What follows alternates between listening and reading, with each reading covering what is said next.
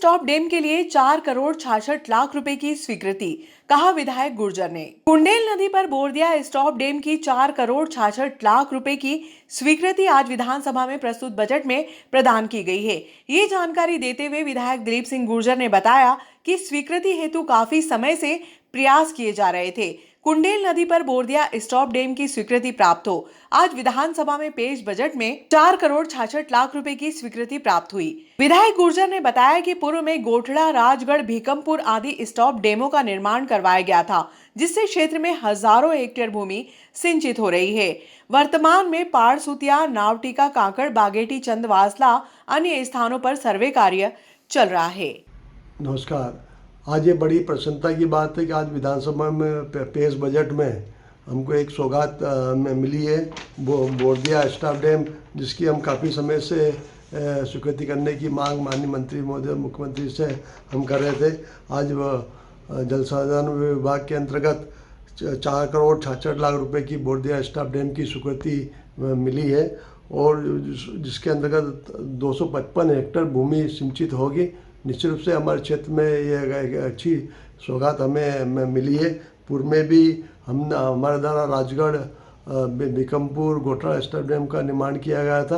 अभी अटलादा का भी निर्माण कार्य प्रारंभ होने जा रहा है और भी स्थानों पर पाड़सुतिया, नावटिया के बीच काकड़ में भी सर्वे कार्य चल रहे हैं, चंदवासला में सर्वे कार्य चल रहे हैं, दियल में अन्य नदियों पे भी स्टॉप डैमों के सर्वे कार्य चल रहा है। उसका हमारा पूरा प्रयास है कि आने वाले समय में भी हमारे क्षेत्र में अन्य स्टॉप डैम और बने और जिससे कि सिंचाई का रकबा बढ़े। एक बार पुनः मैं बोरदिया के आसपास सभी क्षेत्रवासियों को बधाई देता हूँ। ग्रेसिम द्वारा बीमा राशि का परिजन को 10 लाख का चेक दिया। ग्रेसिम उद्योग के संविदा श्रमिक दीपक सरवन पिता राम प्रसाद सरवन की 10 जुलाई 2020 को रतलाम में सड़क दुर्घटना में मृत्यु हो गई थी। बीमा नियमों के अनुसार मृतक श्रमिक के पुत्र सुधीर सरवन को संस्थान के मानव संसाधन विभाग प्रमुख सुधीर कुमार सिंह ने इफ्को टोक्यो इंश्योरेंस कंपनी द्वारा प्रदत्त बीमा राशि के 10 लाख रुपए का चेक प्रदान किया। लाडली बहन योजना के लिए मुख्यमंत्री शिवराज सिंह चौहान द्वारा 8,000 करोड़ रुपए का बजट प्रावधान किया। नागदा खासरोद विधानसभा में लगभग 50 से अधिक हितग्राहियों को लाभान्वित करने के लिए विशेष अभियान जागरूकता अभियान चलाया जाएगा। ये बात पूर्व विधायक दिलीप सिंह शेखावत ने बुधवार को विशेष चर्चा के दौरान कही। मध्य प्रदेश बहनों एवं बेटियों के सशक्तिकरण के लिए जितनी योजनाएं मध्य प्रदेश के अंदर है, मुझे लगता है कि पूरे देश में कहीं भी शायद इतनी योजनाएं नहीं होगी। मध्य प्रदेश के मुख्यमंत्री ने 50% आरक्षण बहनों को जनप्रतिनिधि बनने के लिए दिया। वर्तमान में भारतीय जनता पार्टी की सरकार मुख्यमंत्री कन्यादान योजना, लाडली लक्ष्मी योजना, प्रधानमंत्री उज्ज्वला योजना को महत्वपूर्ण तरीके से यहाँ अंगीकार करा।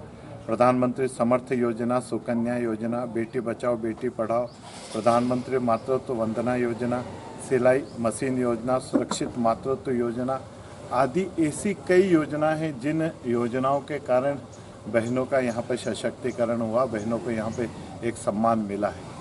और उसी योजनाओं को और गति देने के लिए मध्य प्रदेश में लाडली बहना योजना, जिसका आज के बजट में 8,000 करोड़ रुपए का प्रावधान माननीय मुख्यमंत्री जी ने करा है।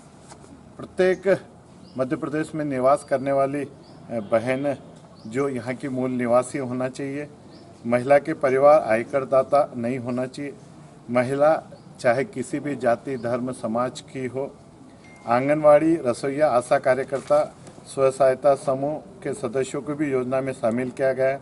यदि कोई महिला पूर्व में पेंशन ले रही तो उसका लाभ उनको भी दिया जाएगा। और परिवार में 5 एकड़ से अधिक जमीन नहीं होना चाहिए। बहना की उम्र 1 जनवरी 2023 की स्थिति में 23 वर्ष से अधिक एवं 60 वर्ष से कम होना चाहिए। मुख्य रूप से ये कुछ छोटी छोटी और भी शर्तें हैं। इन शर्तों का जो पालन करेगा उनको प्रति माह हर बहन को 1,000 रुपये मिलेंगे। मुझे लगता है कि यह मध्य प्रदेश की सर्वाधिक लोकप्रिय जन कल्याणकारी योजना साबित होगी और इसलिए हम सब लोगों ने, भारतीय जनता पार्टी के कार्यकर्ताओं ने ये तय करा कि हम लोगों ने एक इसमें का फॉर्म जो लगभग मुझे लगता है कि हम 50,000 फॉर्म समाज के अंदर वितरित करेंगे हमने इस योजना की जो कुछ शर्तें हैं उन शर्तों की और अन्य एक अपील भी हम लोगों ने छपाई है और भारतीय जनता पार्टी का कार्यकर्ता कोशिश करेगा कि प्रत्येक घर तक हमारा दस्तक दे। जो जनप्रतिनिधि है, भारतीय जनता पार्टी का पदाधिकारी है, भारतीय जनता पार्टी का कार्यकर्ता है, सामाजिक कार्यकर्ता है, अनेक समाजों के जो प्रमुख है, और इस प्रकार से हम लोग जितना जन जागृति कर सकते हैं इस योजना को लेके, इस योजना को ले हम जागृति करेंगे। मैं मीडिया के माध्यम से आम समाज के लोगों से भी निवेदन करूंगा कि ये योजना समाज में परिवर्तन लाने वाली योजना होगी।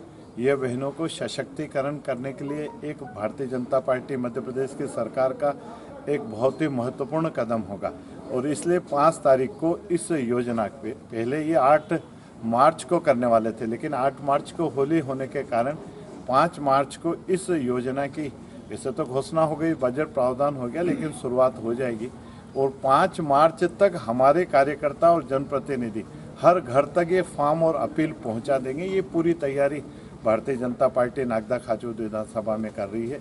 मैं मीडिया के मित्रों से भी निवेदन करूंगा कि ये बहुत ही पुण्य का काम है और इसलिए इस पुण्य के काम में, इस यज्ञ में आप सबका आशीर्वाद और आप सबकी इस यज्ञ में आहुति हो, ऐसी विनती मैं आपसे करता हूँ। फिर मैं आम जनों से निवेदन करूँगा कि इस योजना को गंभीरता से लेके और इसका अधिक से अधिक पात्र बहनें लाभ ले सके, ये विनती करता हूँ। लोकप्रिय बजट है, जन कल्याणकारी बजट है, आम जनता की खुशहाली का बजट है। ये किसान, युवा, माता, बहनें, हर वर्ग के लिए, हर समाज के हर व्यक्ति के लिए ये बजट है। और मुझे आज प्रसन्नता है कि जहाँ हमने शिक्षा के क्षेत्र को बढ़ावा देने के लिए मेडिकल कॉलेज हो, चाहे सीएम राइजनिंग स्कूल हो, या बच्चों को प्रोत्साहित करने के लिए स्कूटी देने वाली योजना हो, और अनेक प्रकार से हमने शिक्षा के क्षेत्र को बढ़ाने के लिए कदम उठाए। ये बजट स्वास्थ्य के उन्मुखी बजट भी है कि जहां हमने मेडिकल कॉलेज को और ठीक करने के लिए मेडिकल कॉलेज नई और खुले, उसके लिए और स्वास्थ्य की सेवाएं बेहतर कर सके, उसके लिए बजट है। इंफ्रास्ट्रक्चर, हमारी रोडें और ठीक हों, हम नीचे के गांव स्तर तक भी बेहतर आवागमन के साधन करवा सकें, इसका बजट है। जल जीवन मिशन जो माननीय प्रधानमंत्री जी का 2024 तक का सपना है कि हर घर को नल कनेक्शन दे दें, उसमें भी बजट को बढ़ाया है हमने। और एक विशेष करके जो प्रधानमंत्री आवास है, क्योंकि आपको ध्यान होगा कि जब माननीय कमलनाथ जी की सरकार थी और 16 लाख प्रधानमंत्री आवास का आवंटन केंद्र से और 8 लाख इसलिए रिफंड हो गया कि बजट का प्रावधान नहीं था और सरकार ने कह दिया था कि हम इतना पैसा नहीं लगा सकते। लेकिन इस बार माननीय मुख्यमंत्री जी और माननीय जगदीश देवड़ा जी ने उस बजट में और राशि बढ़ाई है ताकि हम अधिकतम लोगों को प्रधानमंत्री आवास दे सकें और 2024 तक हम लोग और अधिक लगभग हम मकान ज़रूरतमंद लोगों को दे दें। तो मैं ये कहूँगा कि जहाँ हमने खेती, सिंचाई, बिजली, सड़क, स्वास्थ्य, शिक्षा, स्किल डेवलपमेंट, युवाओं को रोजगार और विशेष करके जो हमारे आंगनवाड़ी की बहनें हैं, सहायिकाएँ हैं, आशा कार्यकर्ता है, उनके लिए भी हमने बजट का प्रावधान करा है। और लाडली बहना योजना के लिए 8,000 करोड़ रुपए का बजट का प्रावधान करा है, जो मुझे लगता है कि मध्य प्रदेश की सरकार के एक बहुत महत्वपूर्ण कदम होगा। विशेष करके एक और चीज़ इसमें बजट में ठीक हुई कि जो माननीय कमलनाथ जी की सरकार जिस झूठे वादों के कारण आई थी कि हम 2 लाख रुपए तक का कर्ज माफ़ करेंगे, और उसके कारण कई किसानों ने कर्ज नहीं भरा और वो डिफ़ॉल्टर हो गए। तो उन किसानों का जो ब्याज की राशि, वो ब्याज की राशि भी अब मध्य प्रदेश की सरकार भरेगी, जिसके कारण वो जो डिफ़ॉल्टर किसान है वो वापस मुख्य धारा में आ जाए और किसानों को जो केसीसी का और अन्य जो लाभ है वो लाभ मिल सके। इसलिए मैं ये कहूँगा कि ये एक तरह से संपूर्ण परिपूर्ण बजट है। वो माफ़ करेंगे, पेंशन 1,000 कर देंगे, युवाओं को बेरोजगारी भत्ता देंगे, किसानों का बोनस खा गए, सोयाबीन का बोनस खा गए, लाडली लक्ष्मी योजना बंद कर दी, तीर्थ दर्शन योजना का पता नहीं था, हम गरीब कन्याओं का विवाह में 51,000 की घोषणा करी, शादियाँ ही नहीं हुई, जो हो गए उनका पेमेंट भी नहीं आया। इसलिए मुझे लगता है कि जनता ने एक बार उनके झूठे वादों में वो ठगा गई जनता, इसलिए अब वो तो कुछ भी कहेंगे तो अब जनता मानने वाली नहीं। जनता उनकी बातों पे विश्वास करती है जो धरातल पे काम कर देते और बाद में बोलते हैं। जैसे लाडली लक्ष्मी की घोषणा, लाडली बहना योजना की पहले घोषणा हुई और अभी बजट प्रावधान हो गया, और 5 तारीख को माननीय मुख्यमंत्री जी के द्वारा प्रदेश की बहनों से हाथ जोड़ के विनती करेंगे कि आप फॉर्म भरें। तो इसलिए मुझे लगता है कि माननीय कमलनाथ जी और माननीय कांग्रेस के लोगों की अब जनता बात मानने वाली नहीं है। कक्षा 10वीं की बोर्ड परीक्षाओं का महाकुंभ बुधवार से शुरू हो गया। पहले दिन विद्यार्थी और अभिभावक परीक्षा केंद्र को ढूंढने के लिए परेशान होते हुए नजर आए।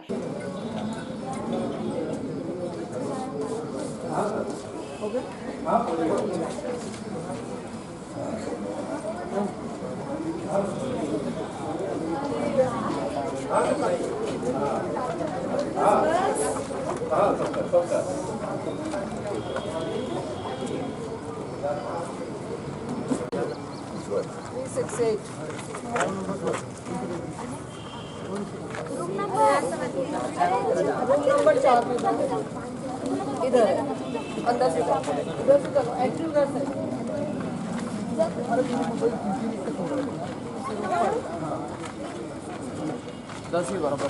आपका वो रूम नंबर 1 है, रूम नंबर 2 वो सामने लिख रहा है ना, आराम से कोई लोड नहीं करना।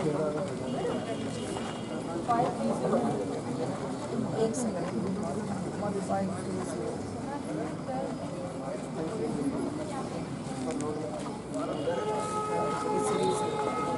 आपका रूम नंबर 12 है, रूम नंबर 12 ऊपर ऊपर। अच्छा उधर देखो, चलो बेटा पहले तो अपने आप से ढूंढो। ये क्या लिखा है परीक्षा के लिए? परीक्षा केंद्र का नाम लिखा है नहीं है यहाँ, और यहाँ नहीं देखोगे, परीक्षा केंद्र का नाम देखो ना, बारम्बार को देख रहे हो। लगभग 1 घंटे पूर्व परीक्षार्थी अभिभावकों के साथ परीक्षा केंद्र पर पहुंचे। शहर में 7 में से मात्र 1 परीक्षा केंद्र पर ईमानदारी की पेटी नजर आई, जबकि 6 केंद्रों पर इसका अभाव दिखाई दिया। माध्यमिक शिक्षा मंडल द्वारा बुधवार को कक्षा 10वीं का पहला पेपर हिंदी का लिया गया, जिसको लेकर विद्यार्थियों में उत्साह दिखाई दिया। सुबह लगभग 7:30 बजे से परीक्षार्थियों का केंद्र पर पहुंचने का क्रम जारी रहा। लगभग 8 बजे परीक्षा केंद्र पर बैठक व्यवस्था का नोटिस बोर्ड लगाया गया, जिसको देखने के लिए परीक्षार्थियों में उहापोह की स्थिति निर्मित हो गई। 8:30 बजे से परीक्षार्थियों को कक्ष में जाने की अनुमति दी गई।